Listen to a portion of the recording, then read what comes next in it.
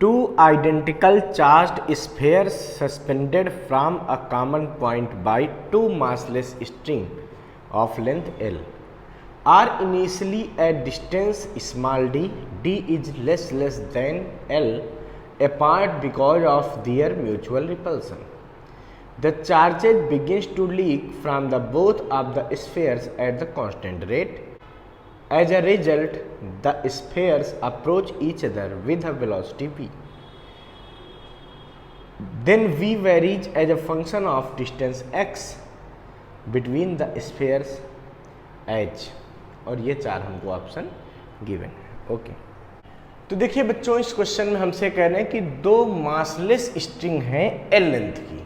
ठीक है, मान लो एक ये स्ट्रिंग है और एक ये स्ट्रिंग, तो इससे कह रहे हैं स्फेयर्स ऐसे हैंग्ड हैं, तो बेटा वो स्फेयर्स ऐसे होने चाहिए थे इनिशियली, है ना। अब कहा गया इन दोनों पे इक्वल चार्ज है, इन स्फेयर्स पे कैसा चार्ज है, इक्वल चार्ज है। जब इस पे प्लस क्यू चार्ज दोगे, इस पे प्लस क्यू चार्ज दोगे, तो स्फेयर क्या ऐसे ही लटके रहेंगे क्या, नहीं। अब इनके बीच बेटा होगा रिपल्सन, और उस रिपल्सन की वजह से ये स्फेयर एक दूसरे से कुछ डिस्टेंस पर हो जाएंगे। इसका मतलब फाइनल डायग्राम आपको कुछ ऐसा मिलेगा। ठीक है, ये ऐसे होगा। ये डिस्टेंस है बेटा L, और इन स्फेयर्स के बीच की जो डिस्टेंस है वो क्या है, स्मॉल d। ठीक है, ऐसा उन्होंने कह दिया। अब एक बात तो बच्चों आपको समझ में आई होगी कि ये स्फेयर जो थे, जो नॉर्मली किसी स्ट्रिंग से ऐसे लटके हुए थे, वो चार्ज देने पर एक दूसरे से दूर दूर हो गए। क्यों दूर हो गए, क्योंकि इस पे क्यू चार्ज था और इस पे क्यू चार्ज था। वैसे तो हमको यहाँ पे दिया है बेटा कि d is less than L, but अभी हमने d को काफी बड़ा बनाया। आप सोच सकते हैं कि ऐसा लग नहीं रहा देखने में। क्यों नहीं लग रहा, क्योंकि अगर मैं d बहुत छोटा बनाऊंगा तो इसके बन जाएंगे, बहुत पास पास बन जाएंगे, उनके बीच का एंगल छोटा बनेगा, तो आपको कुछ समझ में नहीं आएगा डायग्राम में, क्लियरली समझ में, इसलिए हमने इसको थोड़ा बड़ा बना के दिखाया है। बाकी आप ये मानते रहिए कि d बहुत छोटा है L से। ठीक है, अच्छा, सोचने वाली बात है बेटा कि उन्होंने कहा कि भाई ऐसा जैसे चार्ज दिया गया दूर दूर हो गए, तो क्यों दूर दूर हो गए होंगे, इलेक्ट्रिक फोर्स की वजह से। क्यों, क्योंकि इसने इसको रिपेल किया होगा, इसने इसको रिपेल किया होगा। इसका मतलब अगर हम देखें दोनों चार्जेस पे फोर्स इलेक्ट्रिक वाला कहाँ लगा होगा, बाहर की तरफ। इलेक्ट्रिक वाला फोर्स कहाँ लगा होगा, बाहर की तरफ। मान लो लगता है ये Fe डैश है ना।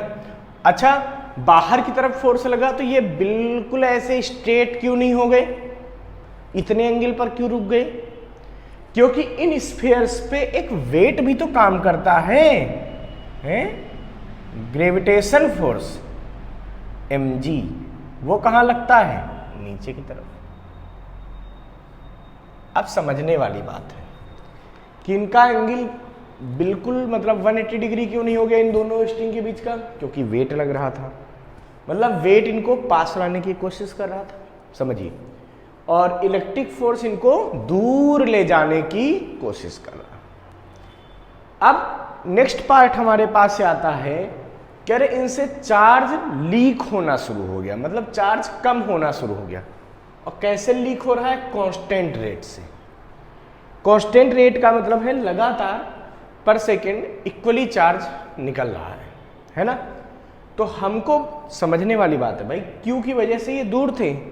अब अगर क्यू कम होना हो जाए तो क्या हो जाएगा, इनके बीच इलेक्ट्रिक फोर्स घटेगा। फोर्स घटेगा तो क्या ये चार्जेस पास पास आना शुरू हो जाएंगे, बिल्कुल हो जाएंगे, क्योंकि अगर नेट चार्ज 0 हो गया तो ये दोनों बिल्कुल पास पास ऐसे आ जाएंगे। तो दूर हैं किस वजह से, इलेक्ट्रिक फोर्स से। और जब चार्ज लीक होना शुरू होगा तो वो क्या होंगे, दोनों पास पास आना शुरू हो जाएंगे। अच्छा, मान लीजिए कि जब वो पास पास आना शुरू हुए तो कह रहे हैं कभी न कभी ये एक दूसरे से x डिस्टेंस पर है, ऐसा वो कह रहे हैं कि जब वो एक दूसरे से कितनी डिस्टेंस पर है, x। देखो भाई ऐसे ऐसे कम पास आएंगे, है ना, इधर से ये ऐसे ऐसे पास आएगा, ऐसे तो होगा कुछ यार।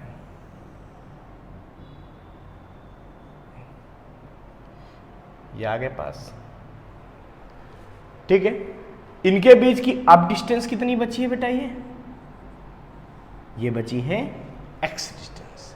ठीक है, समझिए यहां से ये फाइनल सिचुएशन में इनके बीच का एंगल ये क्या बचा है? थीटा।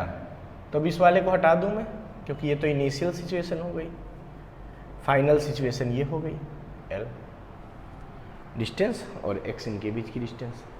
बेटा मुझे सोच के बताओ, क्या ये x भी बहुत छोटा होगा l से? बिल्कुल सही बात है। क्यों? क्योंकि जब d ही बहुत छोटा था तो और पास आ गए तो और कम डिस्टेंस हो गई, तो वो डिस्टेंस भी तो वैसे ही रहेगी, कंपेयर अगर l से करोगे तो बहुत कम होगी, है ना। अच्छा, अगर मैं इसको ऐसे बढ़ा दूं बच्चों, ठीक है, अब मुझे बताओ आप, ये वाली डिस्टेंस कितनी बचेगी इस सिचुएशन में? x/2 बचेगी कि नहीं बचेगी? भाई बीचों बीच से अगर एक ऐसे लाइन ले तो ये वाली डिस्टेंस क्या बचेगी? x/2। अब जरा ध्यान से देखना मेरी बात। इस समय भी तो इसमें वेट नीचे की तरफ काम कर रहा होगा, कितना लग रहा होगा? mg। इस समय भी इसमें इलेक्ट्रिक फोर्स काम कर रहा होगा, इधर Fe। भाई फोर्स पहले से थोड़ा कम हो गया क्योंकि चार्ज कम हो गए, बट कुछ तो लग रहा होगा। अब देखो आप, अगर आप देखो तो इस स्ट्रिंग में टेंशन लग रहा होगा T, है ना। अपने को निकालना क्या है? अपने को ये निकालना है कि जब चार्ज लगातार कम होगा तो उनके बीच डिस्टेंस घटती जाएगी, तो उनके स्फीयर्स में एक वेलोसिटी आएगी। देखो जैसे यहाँ है, पास आएंगे तो उनमें क्या आएगी? एक वेलोसिटी आएगी। वो वेलोसिटी इस डिस्टेंस पर कैसे डिपेंड करेगी ये सोचना है। तो पहले तो हम ये वेलोसिटी निकालेंगे।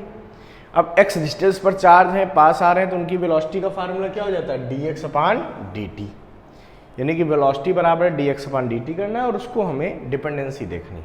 देखो बेटा, सोचने वाली बात है। अगर हम यहाँ बात करते हैं तो अगर मैं इस लाइन को ऐसे आगे बढ़ा दूँ तो अगर ये एंगल थीटा है तो क्या ये वाला भी एंगल थीटा बनेगा? छोटा वाला ये वाला, देखो ध्यान से, हाँ थीटा बन जाएगा। तो t के दो कंपोनेंट आप यहाँ कर, तो t का एक कंपोनेंट यहाँ कर सकते हो, क्या जाएगा ये? t cos theta. एक इधर क्या जाएगा? ये t sin थीटा। तो अपने को क्या दिख रहा है? अपने को दिख रहा है कि t cos थीटा जो है वो किसके बराबर होगा? mg के। और t sin थीटा किसके बराबर होगा? Fe के। क्या इसमें किसी कोई प्रॉब्लम बेटा? नहीं। अब देखो, अगर मैं सेकेंड इक्वेशन में फर्स्ट से डिवाइड कर दूं तो क्या आएगा अपने पास? ऊपर बचेगा t sin थीटा और नीचे आ जाएगा t cos थीटा। उधर कितना हो जाएगा? Fe/mg। t से t कैंसिल, ये क्या बचा? tan थीटा बराबर Fe/mg। इसमें कोई दिक्कत नहीं। इस समय इलेक्ट्रिक फोर्स इनमें कितना लगेगा ये सोचने वाली बात है। मैं कहता हूं कम होते होते इस समय इस पे चार्ज बचा होगा Q और Q, कुछ तो बचा ही होगा ना। अब ये जरूरी नहीं कि ये स्मॉल q छोटा है ये बड़ा है, मतलब ये चार्ज ज्यादा हो सकता है कम हो सकता है, तो नोटेशन है, कुछ भी दे दो, है ना। तो इस समय जो इस पे इलेक्ट्रोस्टैटिक फोर्स लगा होगा Fe, वो कितना लगा होगा बताओ? तो ये लगा होगा k q1 q2 मतलब q² इनके बीच की डिस्टेंस का स्क्वायर। डिस्टेंस कितनी है? x²। तो यहाँ पे वैल्यू पुट करूंगा तो tan थीटा कितना हो जाएगा? ये हो जाएगा k q² x²। अच्छा, अगर मैं tan थीटा की वैल्यू भी रख दूं, सोचो tan थीटा कैसे निकलेगा? तो बेटा tan थीटा होता है परपेंडिकुलर अपॉन बेस। अब देखो ये वाला ट्रायंगल सोचो, ये 90 डिग्री बनना है, ये वाला ट्रायंगल, ये x/2, ये l, तो ये डिस्टेंस कितनी होगी लंबी वाली? ये होगी रूट में l² माइनस x/2 का होल स्क्वायर। पाइथागोरस थ्योरम से परपेंडिकुलर बराबर hypotenuse square minus base square, पढ़ा था ना, वही फार्मूला। तो ये जो डिस्टेंस आएगी बेटा वो लगभग l आएगी। क्यों? क्योंकि l बहुत बड़ा है और x बहुत छोटा है, तो L स्क्वायर में x/2 का स्क्वायर घटाने से कोई फर्क लगभग नहीं पड़ेगा, तो लगभग L बना रहेगा। यानी कि जब tan थीटा निकालोगे तो tan थीटा आ जाएगा परपेंडिकुलर अपान बेस, यानी कि आ जाएगा परपेंडिकुलर x/2 और बेस कितना है, लगभग L है, तो उसको L बना देते। वैल्यू यहाँ पुट कर दे tan थीटा की, तो ये बन जाएगा x/2L ऐसा। यानी कि मैं बात करूं यहां पे तो क्यू स्क्वायर बराबर हो जाएगा x³ mg upon k into 2L। बन जाएगा कि नहीं बन जाएगा? यानी कि q बराबर बन जाएगा x⁵2 mg k into 2L।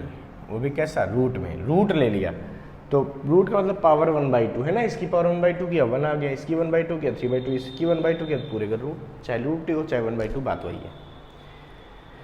हम मान लेते हैं let mg upon k into 2L is equal to c, इसको एक कांस्टेंट दे दिया, तो q इज इक्वल टू मैं लिख सकता हूं c x⁵2, ऐसा मैं लिख सकता हूं कि नहीं लिख सकता? अब देखिए बेटा, आपको पता है कि अगर मैं dq अपान dt निकालता हूं तो क्या निकलेगा बताओ?